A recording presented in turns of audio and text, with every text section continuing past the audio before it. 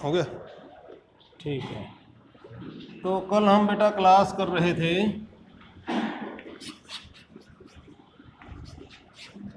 Rat class कर रहे थे। रैट में इंट n और d, उसके बाद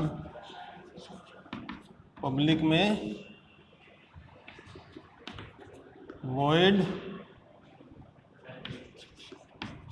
setv void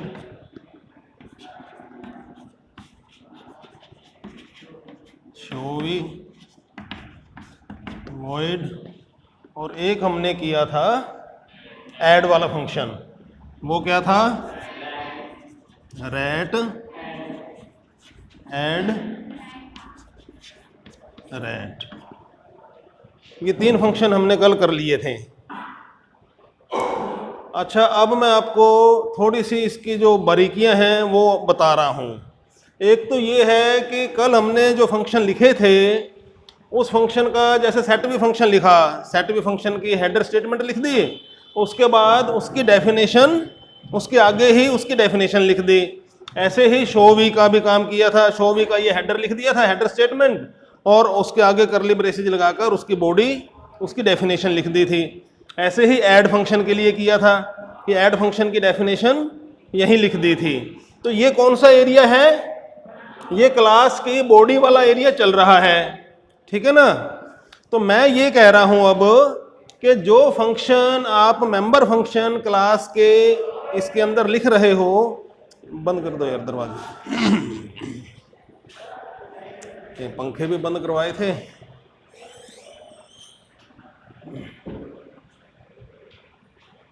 कि जो फंक्शन आप क्लास के मेंबर फंक्शन के तौर पे लिख रहे हो, उन फंक्शंस की डेफिनेशन आपके जरूरी नहीं है कि आपने उनकी डेफिनेशन वहीं देनी है।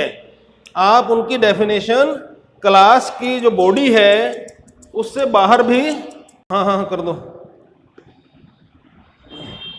तो हम क्या करेंगे कि ये जो फंक्शन हमने लिखे हैं, इन फंक्शन का सिर्फ प्रोटोटाइप कह लो या इनकी इंट्रोडक्शन वाली स्टेटमेंट, प्रोटोटाइप डिक्लेरेशन बोलते हैं उसको। तो प्रोटोटाइप डिक्लेरेशन तो हम इन क्लास की बॉडी के अंदर हम देंगे ही, क्योंकि वो देना तो जरूरी है। उससे हम इंट्रोड्यूस कर रहे हैं कि भाई हमारा ये फंक्शन क्लास का मेंबर फंक्शन है। लेकिन उस फंक्शन की जो डेफिनेशन है वो हम क्लास की बॉडी के बाहर दे सकते हैं। कैसे? मान लो मैंने ये 3 फंक्शन बनाए थे, ये इन 3 फंक्शन की हेडर स्टेटमेंट यहां पर लिख दी, प्रोटोटाइप डिक्लेरेशन, और क्लास की बॉडी को बंद कर दिया, टर्मिनेशन लगा दिया। अब मैंने इस सेट वी फंक्शन को, शो वी फंक्शन को और ऐड फंक्शन को, इन 3 फंक्शन को डिफाइन करना है, मतलब कि इनकी डेफिनेशन लिखनी है। तो मैं इस बॉडी के बाहर, क्लास की बॉडी के बाहर मैं इनकी डेफिनेशन लिखूंगा। कैसे लिखूंगा? जैसे नॉर्मल फंक्शन की डेफिनेशन आप लिखते थे, सी में आपने काम किया था, सी में मेन फंक्शन लिखा, मेन फंक्शन में किसी भी यूडीएफ की प्रोटोटाइप डिक्लेरेशन स्टेटमेंट लिखी और उसकी डेफिनेशन मेन के बाहर लिखते थे, मेन के बाद। ऐसे ही क्लास के बाद आप इन मेंबर्स की, फंक्शंस की डेफिनेशन लिखोगे। लेकिन सी वाले फंक्शन की डेफिनेशन लिखना, मतलब कि जो क्लास का मेंबर, क्लास थी नहीं उसमें, सी में क्लास वाला कॉन्सेप्ट तो था ही नहीं, इसमें क्लास वाला कॉन्सेप्ट है। तो एक नॉर्मल फंक्शन की डेफिनेशन लिखना और एक क्लास के मेंबर फंक्शन की डेफिनेशन लिखना, इन दोनों में थोड़ा सा फर्क है। नॉर्मल फंक्शन की डेफिनेशन तो सीधा उसका नाम लिख के शुरू कर देते हैं। क्लास के लिए, क्लास के मेंबर फंक्शन की डेफिनेशन के लिए हमें उस क्लास का स्कोप रेजोल्यूशन ऑपरेटर उसके साथ लगाएंगे कि भाई ये सेट वी फंक्शन है, ये कौन सी क्लास का मेंबर फंक्शन है। मान लो आप 2 क्लास बना रहे हो, एक क्लास रैट है और एक क्लास कॉम्प्लेक्स है। तो कॉम्प्लेक्स वाली क्लास में भी आपने सेट वी नाम का फंक्शन यूज किया है, लिखा है, और रैट वाली क्लास में भी सेट वी फंक्शन यूज लिखा है। अब आप उसकी डेफिनेशन लिखना चाहते हो। अगर आप खाली सेट वी लिख दोगे तो पहली बात तो ये है कि वो किसी भी क्लास से अटैच नहीं करेगा कंपाइलर जो है। तो इसलिए आपको जिस फंक्शन की डेफिनेशन लिखनी है वो फंक्शन कौन सी क्लास का मेंबर है ये आपको बताना पड़ेगा। और वो कैसे बताते हैं वो देख लो, आसान सा है, सिर्फ नाम से पहले उसकी क्लास का नाम लिखना है। फंक्शन के नाम से पहले फंक्शन की क्लास का नाम लिखना है और डबल कोलन लगाना है। जैसे ये सेट वी फंक्शन है, अब मैं सेट वी फंक्शन का डेफिनेशन लिखूंगा तो इसकी हेडर स्टेटमेंट जो होगी, हेडर स्टेटमेंट देखो वॉइड से शुरू होगी, रिटर्न टाइप वॉइड, फिर नाम, लेकिन नाम इसका सेट वी है, लेकिन ये कौन सी क्लास का है, रैट क्लास का। तो रैट, और इसको बोलते हैं scope resolution operator, scope resolution operator, double colon का सिंबल, डबल कोलन। तो रैट क्लास का सेट वी फंक्शन, और इनपुट क्या ले रहा है, वॉइड ले रहा है, कोई इनपुट नहीं है। ये इस फंक्शन की हेडर स्टेटमेंट मैंने लिख दी है। डेफिनेशन अब इसकी शुरू हो जाएगी, ओपनिंग ब्रेसिस और जो भी आपने डेफिनेशन लिखनी है, और क्लोजिंग ब्रेसिस, ये टर्मिनेशन। तो ये जो डेफिनेशन है अब ये क्लास की बॉडी से बाहर लिखी हुई है। इससे थोड़ा सा और कोई बात नहीं है, थोड़ा सा नीट एंड क्लीन, साफ सुथरा सा काम हो जाएगा। कल को आपका प्रोग्राम लेंथी हो जाता है, बड़ा हो जाता है, कई फंक्शन हैं, अब मान लो आप सारे फंक्शंस की डेफिनेशन यहीं लिखने लग जाओ तो अब एक फंक्शन चल रहा है, कई लाइनें हैं उसकी, फिर दूसरा फंक्शन शुरू हो रहा है, उसकी कई लाइनें होंगी, फिर तीसरा फंक्शन, तो क्लास की बॉडी चल रही है। आप कुछ टाइम बाद यूँ कंफ्यूज हो जाओगे, भाई ये क्या हो रहा है। अगर कहीं पे गलती है, कहीं एरर है, तो एरर को डीबग करने में, एरर को ट्रेस करने में आपको कंफ्यूजन बढ़ जाएगा। तो इसलिए मॉड्यूलैरिटी, यही चीज़ मॉड्यूलैरिटी है। मॉड्यूलैरिटी क्या है भाई, जो मॉड्यूल जो आपने बनाए हैं, आ जाओ, जो मॉड्यूल्स बनाए हैं आपने, उन मॉड्यूल्स को अलग जगह पर रखा हुआ है, सिर्फ आप उनके कॉलिंग करके उनके रेफरेंसेस को यूज कर रहे हो। तो ये मैंने आपको समझा दिया कि भाई कोई भी मेंबर फंक्शन जो हम क्लास के अंदर इंट्रोड्यूस कर रहे हैं, उस फंक्शन की डेफिनेशन क्लास के अंदर ही लिखना, वहीं पे लिखना जरूरी नहीं है, हम उसको क्लास के बाहर भी लिख सकते हैं। और उसको लिखने का तरीका ये है कि जब हम क्लास की बॉडी के बाहर उसको डिफाइन करेंगे तो उस नाम के साथ, फंक्शन के नाम के साथ उसकी क्लास भी अटैच कर देंगे। स्कोप रिजोल्यूशन ऑपरेटर जो है वो क्लास और उसके नाम, फंक्शन के नाम को बाइंड करती है, बाइंडिंग कर देती है। अब आप दूसरा फंक्शन लिख सकते हो, यहाँ पर रैट रेजोल्यूशन ऑपरेटर सेट भी लिखा है, इसके बाद आप कॉम्प्लेक्स रेजोल्यूशन ऑपरेटर सेट भी लिख सकते हो। तो कंपाइलर समझ जाएगा भाई ये सेट भी फंक्शन रैट क्लास का है, ये वाला सेट भी फंक्शन कॉम्प्लेक्स क्लास का है या किसी और क्लास का है। तो इससे उसको एग्जीक्यूट करने में कोई दिक्कत नहीं होगी, एम्बिगिटी नहीं रहेगी। नॉर्मल सेट वी फंक्शन भी आप बना सकते हो। नॉर्मल सेट वी फंक्शन, यही सेम नाम है सेट वी, लेकिन वो किसी क्लास का नहीं है, तो उसमें कोई रेजोल्यूशन ऑपरेटर नहीं लगेगा, खाली सेट वी लिखो। तो वो जो नॉर्मल सेट वी फंक्शन है, उस फंक्शन को, कौन है, जो नॉर्मल सेट वी फंक्शन होगा, अब देखो मेन शुरू कर दिया आपने यहां पर, मेन शुरू किया, आपने कहा रैट R1, आपने कहा R1 डॉट सेट वी, आपने कहा एक यहां पर वॉइड सेट वी वॉइड, एक सेट वी नाम का फंक्शन, नॉर्मल फंक्शन भी आपने मेन में डिक्लेयर कर दिया। उसकी डेफिनेशन मेन के बाहर, आप मेन के बाद आपने लिख दी। उसकी डेफिनेशन में फिर ये रैट वगैरह नहीं लिखा, स्कोप रेजोल्यूशन ऑपरेटर नहीं लगेगा, खाली सेट भी लिखा जाएगा। ठीक है, जैसा पहले लिखते आए थे फंक्शन की डेफिनेशन। तो अब आपके पास दो सेट भी हो गए, एक्चुअल में तो एक ही सेट भी है, ये दूसरा सेट भी तो क्लास का है। तो आपने रेट क्लास का R1 ऑब्जेक्ट को क्रिएट किया, R1 ऑब्जेक्ट की मदद से सेट बी फंक्शन को कॉल किया, तो कौन से वाला सेट बी फंक्शन कॉल होगा? जो क्लास का मेंबर फंक्शन है, क्योंकि ये ऑब्जेक्ट उस सेट बी फंक्शन को कॉल कर रही है। तो ऑब्जेक्ट जो कॉल करेगी तो वो अपने नौकर को ही, उसका नौकर ही उससे अटैच होगा। सेट बी, ये जो R1 ऑब्जेक्ट है, R1 ऑब्जेक्ट की जो मलकियत है या जो उसकी राजशाही है, वो राजशाही कहाँ है? इस क्लास में है। तो R1 ऑब्जेक्ट जब सेट बी फंक्शन को बुलाएगा तो कौन सा सेट बी फंक्शन आएगा? ये इस क्लास का मेंबर फंक्शन, जो इसका सर्वेंट है, जो इसका नौकर है। तो ये वाला सेट बी फंक्शन कॉल हो जाएगा। लेकिन आप R1 ऑब्जेक्ट के बिना सेट बी फंक्शन को कॉल करो, R1 ऑब्जेक्ट के बिना सेट बी फंक्शन कॉल करो, तो कौन सा फंक्शन कॉल होगा? ये वाला वॉइड सेट बी, जो आपने मेन के बाद सिंपल लिखा है, सिंपल डिफाइन किया है उसको। समझ गए?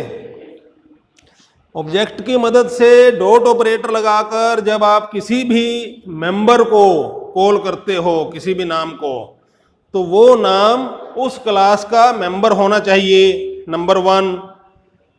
नंबर 2 कि वो एक्सेस हो सकता है या नहीं हो सकता, इसका फैसला कैसे होगा? कि अगर तो जहां पर हम उसको कॉल कर रहे हैं, कॉलिंग पॉइंट, उस मेंबर का कॉलिंग पॉइंट अगर तो क्लास की डेफिनेशन बॉडी के अंदर ही है, कॉलिंग पॉइंट, मान लो ये R1.setB था, ये R1.setB इसके अंदर ही हमने कॉल कर लिया बॉडी के अंदर, तो कोई रिस्ट्रिक्शन नहीं है, आराम से कॉल हो जाएगा। अगर बॉडी के बाहर कॉल कर रहे हैं तो उसके ऊपर रूल लगेगा। कौन सा रूल लगेगा? प्राइवेट और पब्लिक वाला, कि भाई वो जो ऑब्जेक्ट, जो आप मेंबर कॉल कर रहे हो, वो मेंबर क्लास की पब्लिक एरिया में पड़ा है या प्राइवेट एरिया में पड़ा है। अगर प्राइवेट एरिया में पड़ा है तो भाई कॉल नहीं होगा बॉडी के बाहर, बॉडी के अंदर तो हो जाएगा, बॉडी के बाहर नहीं होगा। और अगर वो पब्लिक एरिया में पड़ा है तो बॉडी के बाहर भी हो जाएगा। लेकिन उसको एक्सेस करने के लिए आपको ऑब्जेक्ट की मदद लेनी पड़ेगी। ऑब्जेक्ट की मदद से ही आप उसके ऊपर वहाँ तक जा सकते हो, पहुँच सकते हो। ये मैं दोबारा एम्फेसिस कर रहा हूँ, कल भी मैंने एक्सप्लेन किया था ढंग से, आज भी दोबारा एक्सप्लेन किया। अब आप ये देखो, तीसरी बात समझा रहा हूँ कि कल हमने ऐड फंक्शन किया था। ऐड फंक्शन में एक तो कॉलिंग ऑब्जेक्ट यूज हो गई थी और एक इनपुट के तौर पे ऑब्जेक्ट यूज हो गई थी। तो जो कॉलिंग ऑब्जेक्ट थी उसमें तो जो हमने खाली N और D लिखा था वो तो कॉलिंग ऑब्जेक्ट के माने गए, और जो इनपुट हुई थी ऑब्जेक्ट उसके आगे डॉट लगाकर N और D लिखा, वो उस इनपुट ऑब्जेक्ट के N और D माने गए। ठीक है? तो मैं ये कह रहा हूं कि भाई इस फंक्शन को, ऐड फंक्शन को, कल हमने इसकी बॉडी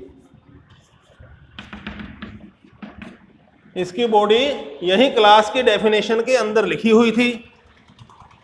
अब अगर मैं इसकी बॉडी को, जैसे मैंने सेट बी की बॉडी को बाहर लिखा है डेफिनेशन को, अगर मैं ऐड फंक्शन की डेफिनेशन को बाहर लिखता हूं तो क्या वो सेम परफॉर्म करेगी, सेम फंक्शन करेगी, या वो ये कहेगी कि भाई अब तो ये बॉडी के बाहर है, ये मेन वाली जो बॉडी है, मेन कह रहा हूं क्लास, भाई ये वाली डेफिनेशन क्लास की बॉडी के बाहर है, इसलिए ये इसको एक्सेस नहीं कर सकती। ऐसा होगा क्या? आप नहीं समझे मैं क्या समझा रहा हूं?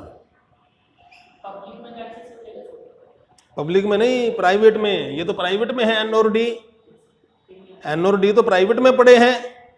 ऐड फंक्शन में कल का जो मेरा वो है, उसकी कोडिंग है, वो देखो, एन और डी को मैं कॉल कर रहा हूं, यूज कर रहा हूं ऐड फंक्शन के अंदर, एन और डी लिख रहा हूं। तो कल तो जो बॉडी लिखी थी मैंने ऐड फंक्शन की, वो क्लास की बॉडी के अंदर ही लिखी थी। आज मैं अगर ऐड फंक्शन की बॉडी को क्लास की बॉडी से बाहर लिख देता हूं तो फिर वो बॉडी बाहर हो गई। तो अभी भी अगर बाहर लिखने के बाद वो जो एन और डी थे, क्या वो उनको एक्सेस कर लेगा? वो तो प्राइवेट सेक्शन में पड़े हैं। और बॉडी के बाहर से आप डेफिनेशन की जो बॉडी है, क्लास की डेफिनेशन, इसकी बॉडी के बाहर से आप उसको एक्सेस करवा रहे हो, तो क्या वो एन और डी एक्सेस हो जाएंगे? हो जाएंगे, हो जाएंगे। कैसे होंगे, क्यों होंगे? क्योंकि उसका फंक्शन तो आपने बॉडी के अंदर ही डिक्लेयर किया है। डिक्लेयर तो कर दिया, उसका मेंबर फंक्शन बन तो गया वो। तो member function, every member function has the right. ये नौकर तो बन गया ना ऐड। अब उसने काम क्या करना है वो हमने कल उसको यहां बता दिया था, आज हम उसको बाहर बता रहे हैं। तो काम क्या करना है, सिर्फ यही बात तो है कि कल उसको यहीं अपने आगे मिल गई थी डेफिनेशन, आज उसको कहीं पे और मिल रही है। स्कोप रिजोल्यूशन ऑपरेटर लगा के ही हम वो डेफिनेशन बता रहे हैं, उसी की डेफिनेशन है। वो समझ रहा है इस बात को कि भाई मेरी डेफिनेशन है। तो एबिलिटी कहां से आ रही है? एक्सेस करने के जो राइट्स हैं, जो एक्सेस करने की जो पावर है, वो कहां से आती है? मेंबर फंक्शन होने की वजह से वो पावर आ रही है। मेंबर फंक्शन का मतलब कि वो नौकर होने की वजह से वो पावर आ रही है। भाई मैं ये तीनों फंक्शन इस राजसी परिवार के नौकर हैं। ये जो राजमहल बनाया है आपने, ये जो किला बनाया है, इस किले के ये जो 2 डाटा मेंबर हैं, जो लोकेशन हैं, इन लोकेशन तक ये 3 नौकर पहुंच जाएंगे। इनके लिए कोई रोक टोक नहीं है। फिर उनकी डेफिनेशन चाहे इसके आगे साथ लिखी हो, चाहे इस बॉडी के बाहर लिखी हो। डेफिनेशन बाहर लिखी है, लेकिन नौकर का दर्जा तो इनको मिला हुआ है, तो नौकर का दर्जा मिलना काफी है। अगर ये एंटाइटल्ड हैं, मेंबर हैं, तो ये सभी जगह हाथ डाल सकते हैं। क्लियर हुई बात? चलो, तो अभी आपको मैंने स्कोप रेजोल्यूशन ऑपरेटर के बारे में समझा दिया, एक बात बताई। दूसरा जो है, अब हम इसमें आगे चलते हैं।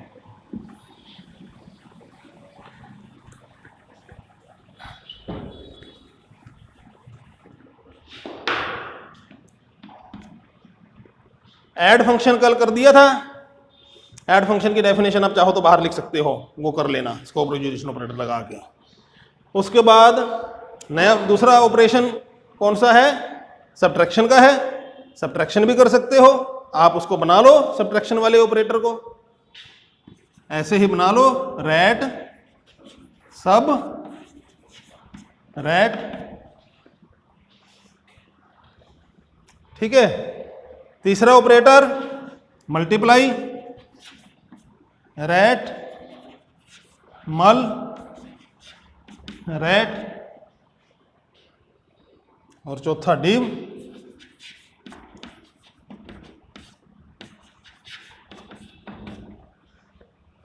Rat div rat. मल्टीप्लाई कैसे होगा? मल्टीप्लाई का एल्गोरिथम क्या होगा कि भाई रिजल्ट जो है वो जो नया न्यूमरेटर है वो क्या बनेगा, उसकी कोडिंग लिखनी। डिनोमिनेटर क्या बनेगा, उसकी कोडिंग लिखनी। तो वो नई न्यूमरेटर और नया डिनोमिनेटर हो जाएगा। ठीक है।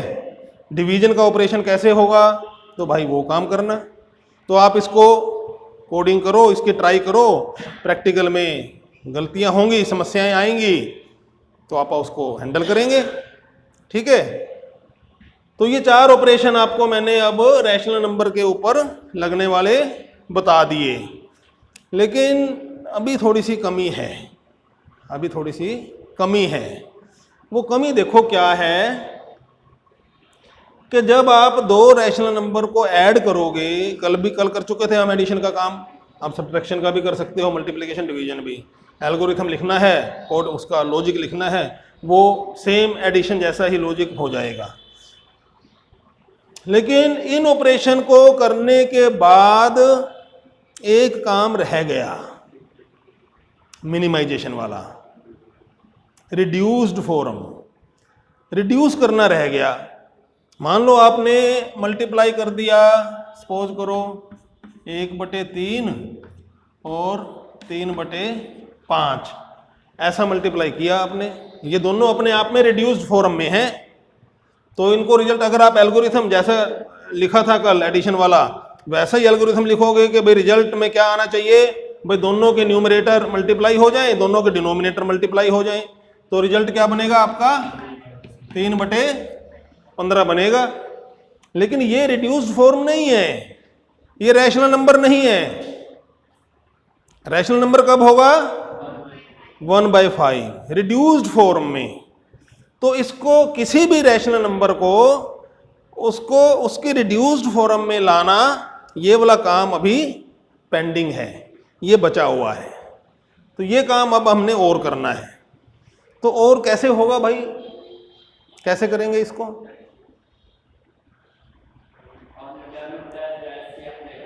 HCF लेंगे। कल मैंने थोड़ा सा आइडिया दिया था आपको, HCF हाईएस्ट कॉमन फैक्टर, मतलब इसको हमने डिवाइड करना है। कुल मिलाकर बात ये है, ये 2 नंबर हैं, एक न्यूमरेटर में पड़ा है नंबर, एक डिनोमिनेटर में पड़ा है, और इन 2 नंबरों को काटना है, काट के छोटे से छोटा करना है।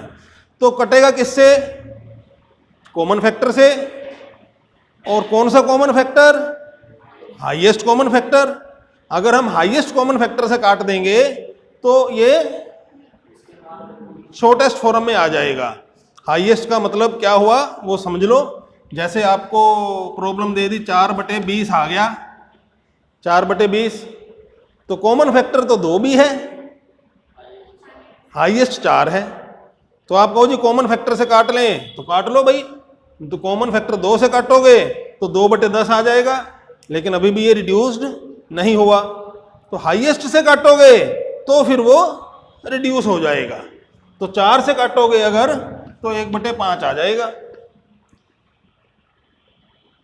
तो अब हमें इनको, ये जो है 3/15, इसको काटने के लिए हाईएस्ट कॉमन फैक्टर चाहिए, HCF। तो अब एक और समस्या है, HCF निकालो। तो रिड्यूस्ड फॉर्म में कन्वर्ट करने के लिए, रिड्यूस्ड फॉर्म में इसको लाने के लिए अब आपको पहले HCF का लॉजिक लिखना पड़ेगा। HCF का छोटा सा फंक्शन लिखोगे, कैसा होना चाहिए वो फंक्शन? वो फंक्शन कैसा होना चाहिए? HCF का फंक्शन कैसा होना चाहिए? वो 2 नंबर को रिसीव करे, इनपुट करे, और एक नंबर रिटर्न करे। तो इंट, नंबर तो इंटीजर है ना, इंटीजर का ही मामला चल रहा है। रैशनल नंबर जो है वो इंटीजर नंबरों का खेल है सारा, उसमें डेसिमल पॉइंट का तो कोई मामला ही नहीं है। तो रैशनल नंबर जो होंगे वो सारे इंटीजर ही होंगे, न्यूमरेटर भी इंटीजर होगा, डिनोमिनेटर भी इंटीजर होगा। तो उनका HCF जो निकलेगा वो भी इंटीजर ही होगा। तो रिटर्न टाइप हमें इंटीजर चाहिए, HCF मैंने नाम दे दिया, और 2 वैल्यूज, ये 2 इंटीजर इनपुट करवा लेगा, इंट और इंट। ये HCF फंक्शन का हेडर हो गया, ये प्रोटोटाइप हो गया। प्रोटोटाइप, हेडर नहीं, प्रोटोटाइप। कि हमें एक ऐसा फंक्शन बनाना है जो एक इंट वैल्यू रिटर्न करे और 2 इंट वैल्यू को रिसीव करे। उसके अंदर लॉजिक लगाना है HCF का। अब HCF कैसे निकालते हैं? बोलो, बचपन में निकाला होगा HCF।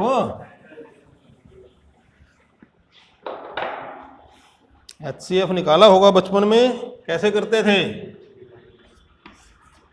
डिवाइड करते थे। 2 नंबर, अंदर कौन सा बाहर कौन सा? बड़े वाला नंबर अंदर, छोटे वाला बाहर। बड़ी छोटी सी बात है, लेकिन कंप्यूटर में हमें इस बात का ध्यान रखना पड़ेगा कि भाई अंदर कौन सा नंबर डाल रहे हैं, बाहर कौन सा नंबर रख रहे हैं। तो बड़े वाला नंबर अंदर, और जैसे 3 और 15 था तो 15 अंदर और 3 बाहर। इसको डिवाइड कर दिया 5 से। ये तो पहले स्टेप में चला गया। अगर पहले स्टेप में नहीं जाता, इसको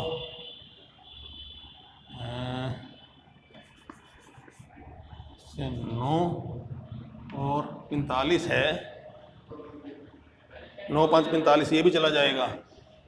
48 कर दो, ठीक है। 9 और 48 अगर होता तो कैसे करते?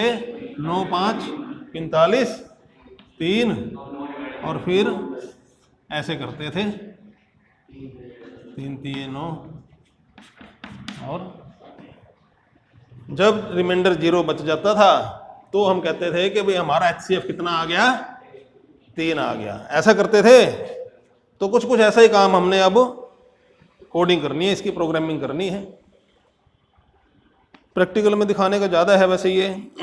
यहाँ थोड़ा सा आपको मैं पुश दे दूंगा, डायरेक्शन दे दूंगा, उसके बाद कोडिंग आप ट्राई करना, ठीक है। तो पहला स्टेप क्या हो गया इसमें? जब हम HCF को कोडिंग शुरू करेंगे, 2 नंबर हमने रिसीव कर लिए, इनपुट कर लिए। मान लो ये नंबर A और B हैं। तो पहला काम क्या करेंगे? बड़ा कौन सा है। और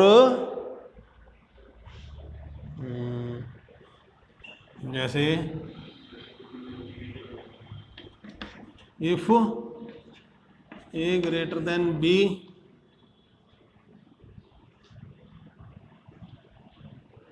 तो ऑल राइट,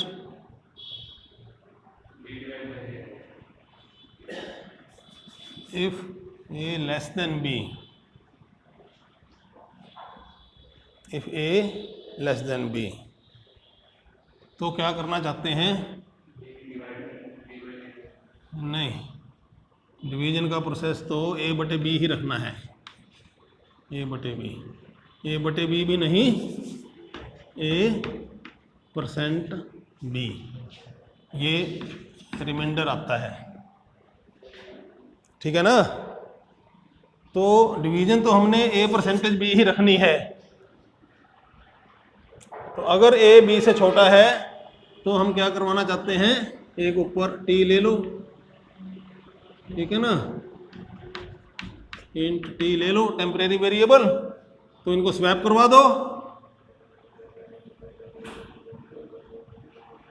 स्वैप करवा दो। क्या करना है? T equal to A equal to B,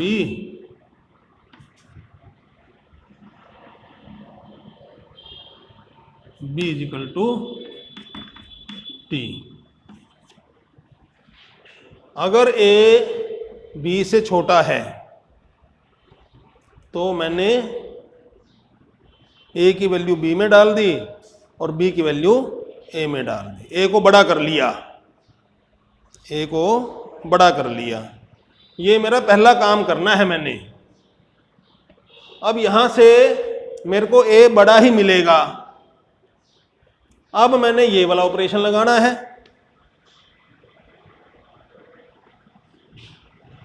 तो R रिसीव कर लूंगा मैं, A%B, रिमाइंडर आ गया। अब अगले स्टेप में क्या काम करवाना है मैंने?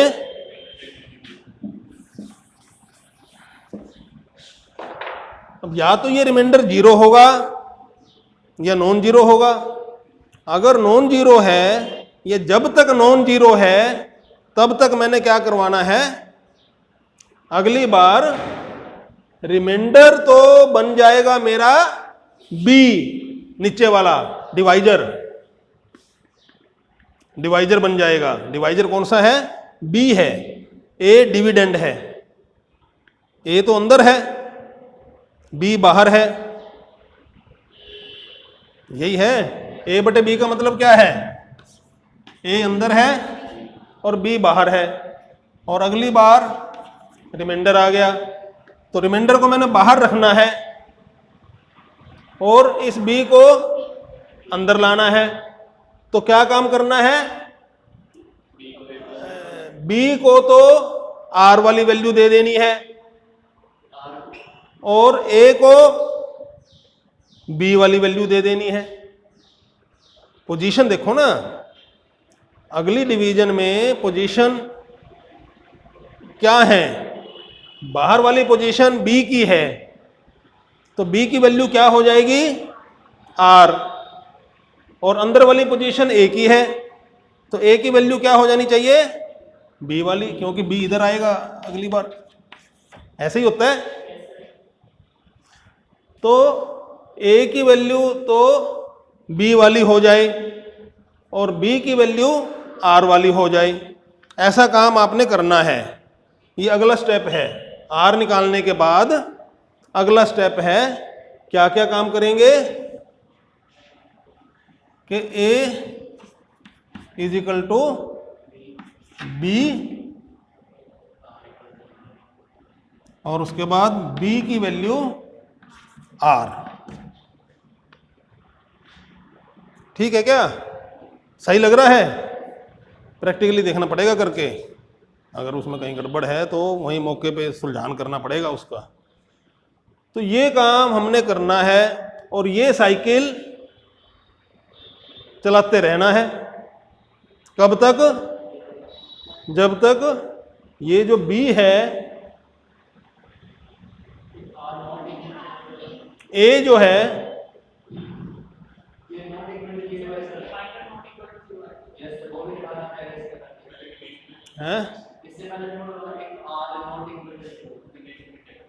आर नॉट इक्वल टू 0, वो तो वाइल लूप लग जाएगा। वाइल लगा दो, वाइल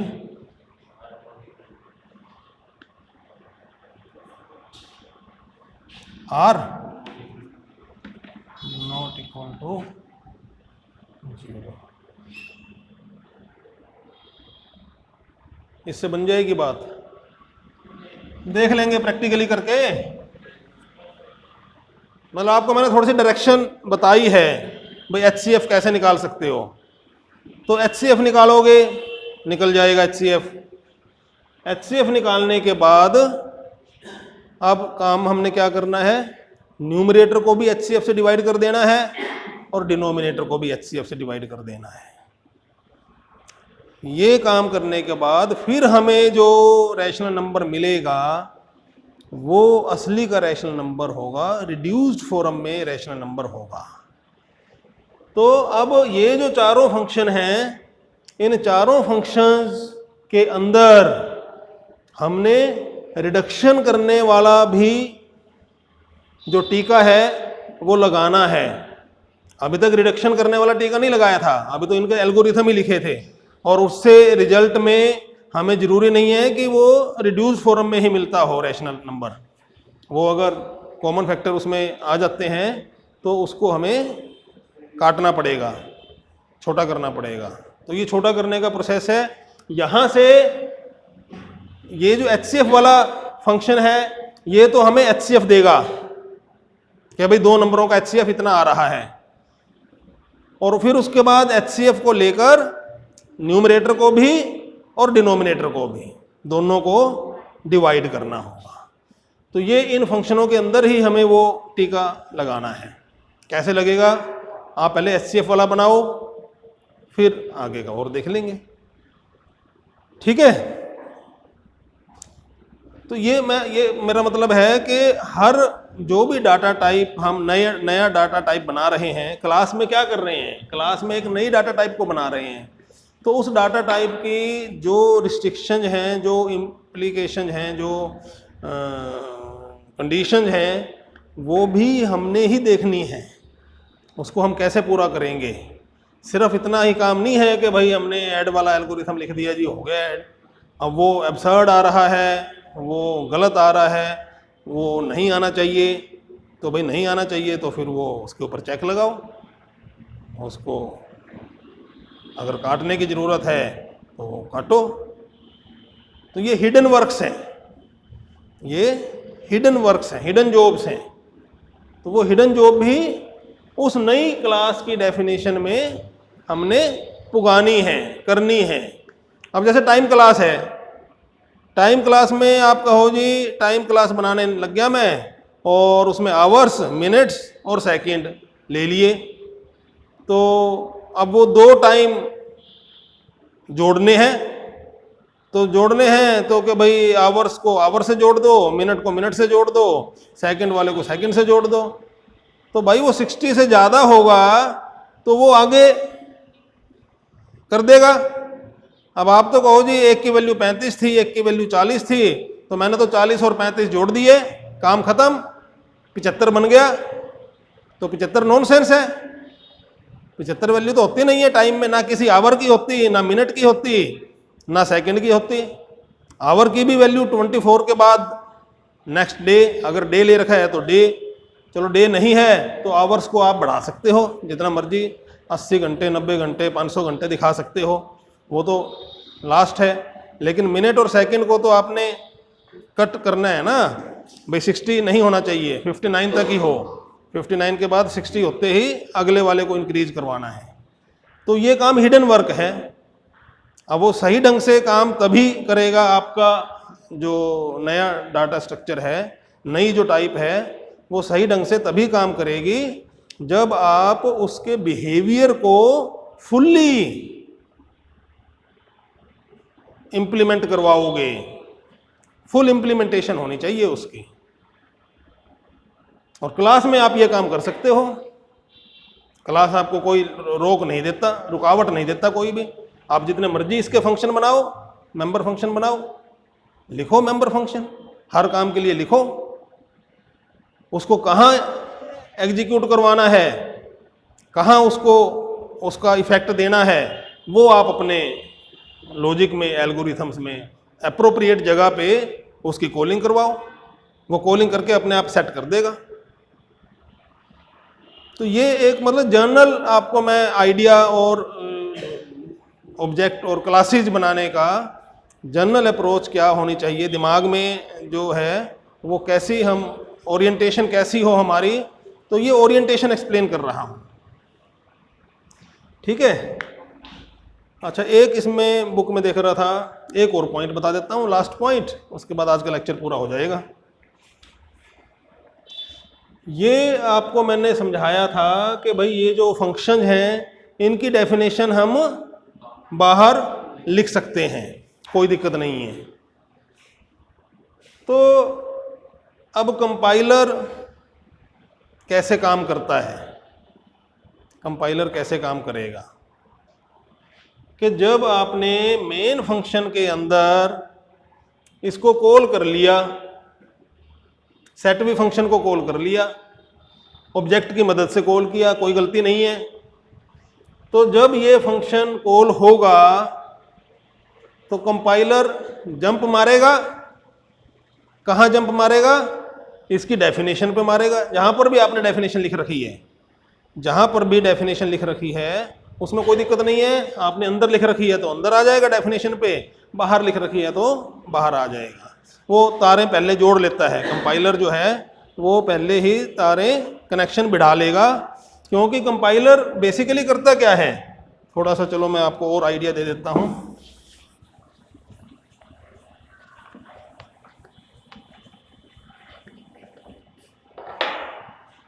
कंपाइलर करता क्या है, आपने ये मेन फंक्शन लिखा, मेन को ही करता है ना एग्जीक्यूट, मेन की एग्जीक्यूशन होती है, तो मेन फंक्शन लिखा है आपने, मेन फंक्शन में 10, 15, 20, 25, 30 स्टेटमेंट लिख रखी हैं। अब वो उन स्टेटमेंट्स में बीच में फंक्शन कॉलिंग भी कर रखी है, तो जहाँ जहाँ पर फंक्शन कॉलिंग कर रखी है इस स्टेटमेंट के बाद इस पे आया, इसके बाद इस पे आया, तो इसको स्टेटमेंट तो मिली एक सीक्वेंस में, ऑर्डर में। यहाँ पर मान लो ये फंक्शन दे दिए, लिख दिया हमने, तो इसका मतलब कि कंपाइलर अब क्या करेगा, फंक्शन की डेफिनेशन पे जंप मारेगा। तो ये स्टेटमेंट लिखना, फंक्शन कॉलिंग स्टेटमेंट लिखना, जब उसकी ट्रांसलेशन करता है कंपाइलर, तो यहाँ पे इसको तो काट देता है और इसकी जगह पर एक jumping statement, go to statement, वो लिख लेगा। इसकी जब ट्रांसलेशन होगी, मान लो ये सेट वी फंक्शन था, सेट वी फंक्शन, ये मेन फंक्शन चल रहा है और ये सेट वी फंक्शन शुरू हो गया। अच्छा चलो फिर यार, कल बताऊंगा, काटो।